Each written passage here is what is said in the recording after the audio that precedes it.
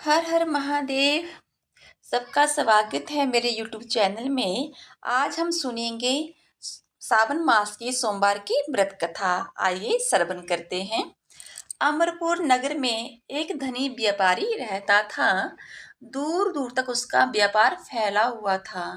नगर में उस व्यापारी का सभी मान सम्मान करते थे, इज्जत करते थे।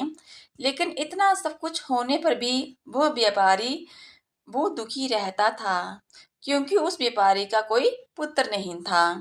दिन रात उसे एक ही चिंता सताती रहती थी, उसकी मृत्यु के बाद उसके इतने बड़े व्यापार और धन संपत्ति को कौन संभालेगा। पुत्र पाने की इच्छा से वह व्यापारी प्रति सोमवार भगवान शिव की व्रत पूजा किया करता था और शाम को सायंकाल को व्यापारी शिव मंदिर में जाकर भगवान शिव के सामने घी का दीपक लगाया करता था। उस व्यापारी की भक्ति देखकर एक दिन पार्वती ने भगवान शिव से कहा, हे प्राणनाथ, वह व्यापारी आपका सच्चा भक्त है। कितने दिनों से यह सोमवार का व्रत और पूजा नियमित कर रहा है। भगवान, आप इस व्यापारी की मनोकामना अवश्य पूरी करें। भगवान शिव ने मुस्कुराते हुए कहा, हे पार्वती, इस संसार में सबको उसके कर्मों के अनुसार फल की प्राप्ति होती है। प्राणी जैसा कर्म करता है उसे वैसा ही फल प्राप्त होता है। इसके बावजूद पार्वती माता नहीं माने। उन्होंने आग्रह करते हुए कहा, नहीं प्राणनाथ, आपको इस व्यापारी की इच्छा पूरी करनी ही पड़ेगी। यह आपका अनन्य भक्त है। प्रति सोमवार आपका विधिवत व्रत रखता है और पूजा अर्चना के बाद आपको भोग लगाकर एक समय भोजन करता है। आपको इसे पुत्र प्राप्ति का वरदान देना ही होगा। पार्वती का इतना आग्रह देखकर भगवान शिव ने कहा, तुम्हारे आग्रह पर मैं इस व्यापारी को पुत्र प्राप्ति का वरदान देता हूँ, लेकिन उसका पुत्र जो है वो 16 वर्ष से अधिक जीवित नहीं रहेगा। उसी रात भगवान शिव ने सपने में उस व्यापारी को दर्शन दिए और पुत्र प्राप्ति का वरदान दिया और उसके पुत्र के 16 वर्ष तक जीवित रहने की बात भी बताई। भगवान ने वरदान से व्यापारी को बहुत खुशी हुई, लेकिन पुत्र की अल्पायु की चिंता ने उसे खुशी को नष्ट कर दिया। व्यापारी पहली की तरह सोमवार का विधिवत व्रत करता रहा। कुछ महीने बाद उसके घर अति सुंदर पुत्र उत्पन्न हुआ। पुत्र जन्म से व्यापारी के घर में खुशियां भर गईं। बहुत धूमधाम से पुत्र जन्म का समारोह मनाया गया। व्यापारी को पुत्र जन्म की अधिक खुशी नहीं हुई, क्योंकि उसे पुत्र की अल्प आयु के रहस्य का पता था। यह रहस्य घर में किसी को नहीं मालूम था। विद्वान ब्राह्मणों ने उसे पुत्र का नाम अमर रखा। जब अमर 12 वर्ष का हुआ तो शिक्षा के लिए उसे वाराणसी भेजने का निश्चय हुआ। व्यापारी ने अमर के मामा दीपचंद को बुलाया और कहा कि अमर को शिक्षा प्राप्त करने के लिए वाराणसी छोड़ आओ। अमर अपने मामा के साथ शिक्षा प्राप्त करने के लिए चल दिया। रास्ते में जहां भी अमर और दीपचंद रात्रि विश्राम के लिए ठहरे, वहीं व्रत करते और ब्राह्मणों को भोजन करवाते थे। लंबी यात्रा के बाद अमर और दीपचंद एक नगर में पहुंचे। उस नगर के राजा की कन्या के विवाह की खुशी में पूरे नगर को सजाया गया था और निश्चित समय पर बारात आ गई, लेकिन वर का पिता अपने बेटे के एक आंख से काने होने के कारण बहुत चिंतित था। इसे इस बात का भय सता रहा था कि राजा को इस बात का पता चलने पर कहीं भी विवाह से इनकार ना कर दें, इससे उसकी बदनामी होगी। वर के पिता ने अमर को देखा तो उसके मस्तिष्क में एक विचार आया।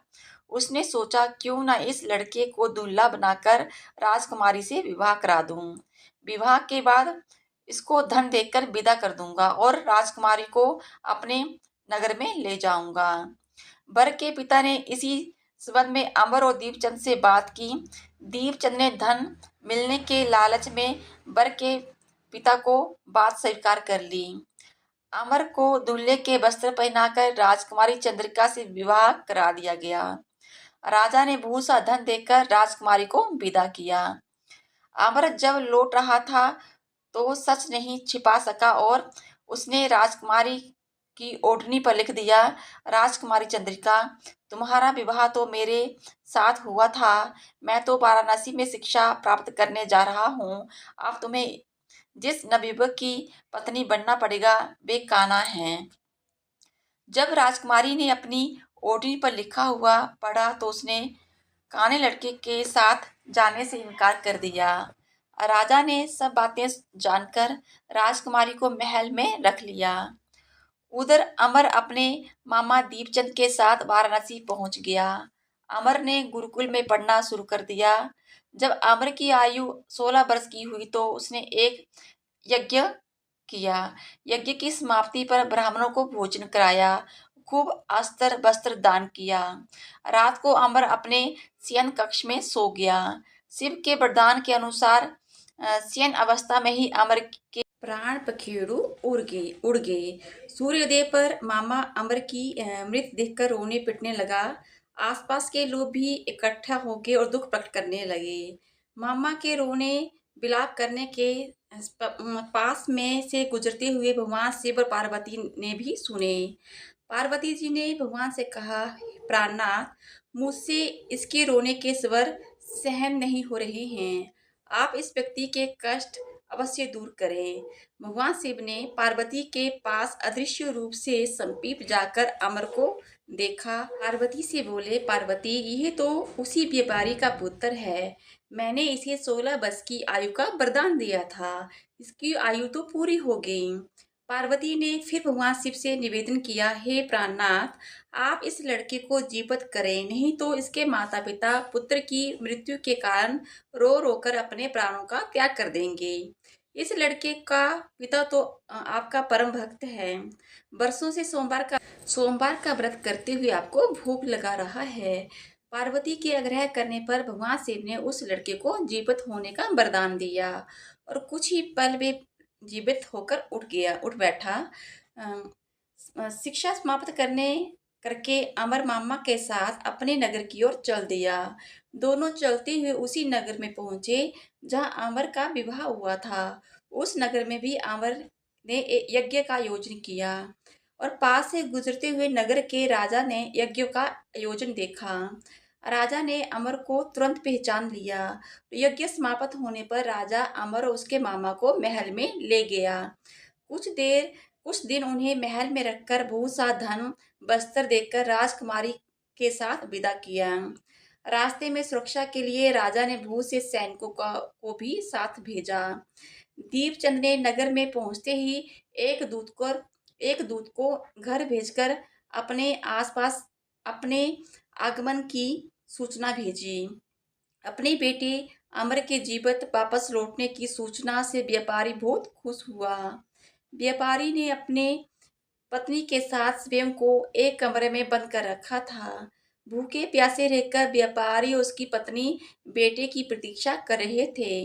उन्होंने प्रतिज्ञा कर रखी थी कि यदि उन्हें अपने बेटे की मृत्यु का समाचार मिला तो दोनों अपने प्राण त्याग देंगे।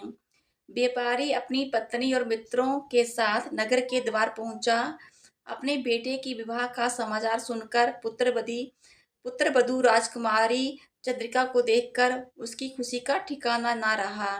उसी रात भगवान शिव ने व्यापारी को सपने में आकर कहा, हे श्रेष्ठ, मैंने तेरे सोमवार के व्रत करने और व्रत कथा सुनने से खुश होकर तेरे पुत्र को लंबी आयु प्रदान की है। व्यापारी बहुत खुश हुआ।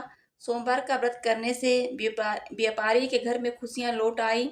शास्त्रों में भी लिखा है कि जो स्त्री पुरुष सोमवार की विधिवत व्रत करते हैं, व्रत कथा सुनते हैं, उनकी सभी इच्छाएं पूरी भगवान शिव करते हैं। तो सबको श्रावण मास की हार्दिक शुभकामनाएं। हम बहुत ही विधि पूर्वक सोमवार का व्रत करें, भगवान शिव से अपनी इच्छाएं पूरी करने का वरदान प्राप्त करें। तो सबको श्रावण मास की हार्दिक शुभकामनाएं। हर हर महादेव, जय महादेव।